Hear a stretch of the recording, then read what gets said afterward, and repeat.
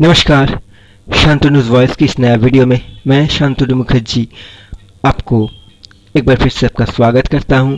साथ में रिक्वेस्ट भी करता हूं कि इस पेज को लाइक करके, फॉलो करके और इस वीडियो को ज़्यादा से ज़्यादा शेयर करके साथ देते रहिए।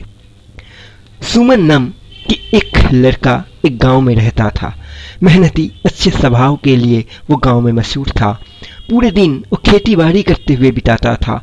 गांव में अगर किसी को किसी काम में चीज़ में ज़रूरत पड़ता था, मदद की ज़रूरत पड़ता था, तो बिना सोचे उसे याद करता था। पूरे गांव में उसके अच्छे स्वभाव और शांत रूप का चर्चा था। यही सुमन एक दिन खेती बाड़ी के बाद अपने घर को वापस आ रहा था। बीच रास्ते में उसने 2-4 लोगों को एक जगह बैठकर कुछ बातें करते हुए सुना। 2-4 शब्द कान में घुसते ही सुमन को थोड़ा सा हैरानी हुआ। उसने वही रुक गया थोड़ी देर के लिए और थोड़ी ही दूर पर रुक के चुपके से उनके बात को सुनने लगा।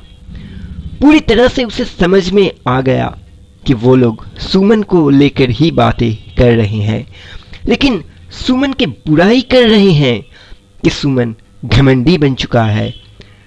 उसमें मेहनती और अच्छा स्वभाव होने का घमंड घुस चुका है। सुमन को विश्वास करने में थोड़ा तकलीफ हुआ कि उसको लेकर भी कोई पूरी बातें कर सकता है। सुमन के दिल की गहराई में ठेस पहुंचा। धीरे धीरे सुमन ये विश्वास करने शुरू किया कि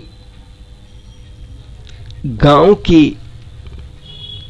लोगों उसे पसंद नहीं करता, उसे घमंडी समझता है।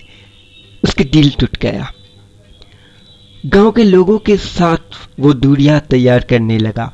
खुद में ही तड़प तड़प कर जीने लगा। उसे कुछ भी अच्छा नहीं लगने लगा।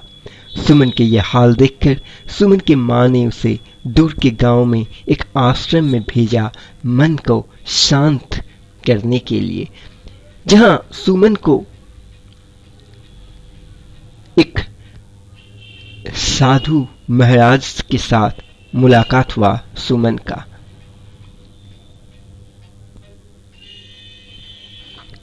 साधु महाराज सुमन के सारे बातें ध्यान से सुनकर सुमन को एक रात आश्रम में ठहरने के लिए कहा।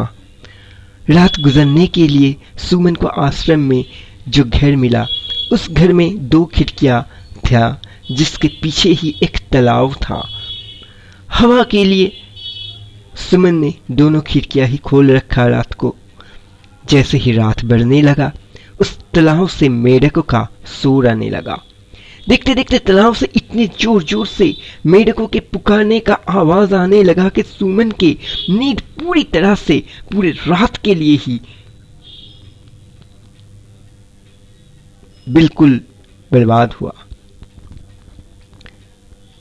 सुबह साधु महाराज आके सुमन का हाल पूछा। सुमन ने कहा कि सोने का इंतजाम अच्छा था, लेकिन रात भर मेढकों की शोर से उसका परेशानी हुआ। सुमन ने पूछा साधु महाराज को, आप लोग को परेशानी नहीं होता?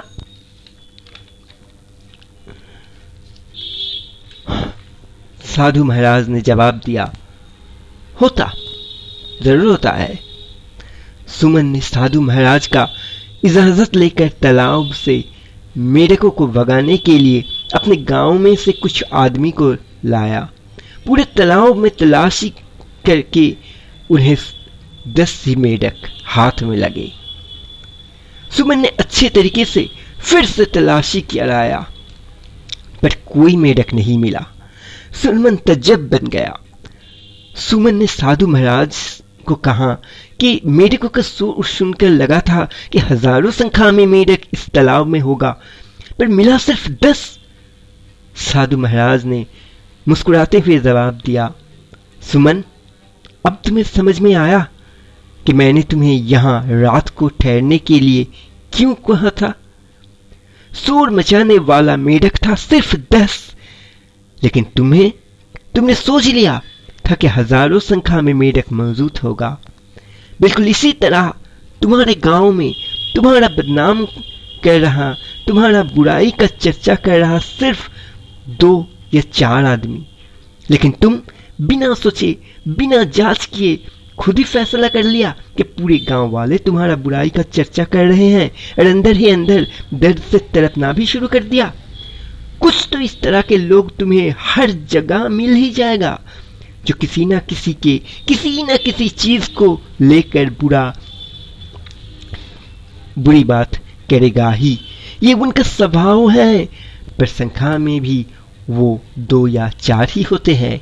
इनके बातों छोड़कर ज्यादा लोग तुम्हारे बारे में क्या सोच रहे हैं उन पर ध्यान दो, अपने अच्छे काम पर ध्यान दो। तब 2-4 लोगों के बुरे बात तुम्हारे कान तक पहुंचना ही बंद हो जाएगा। लोगों पर बिल्कुल नहीं, अपने अच्छे आदत पर पूरा ध्यान दो।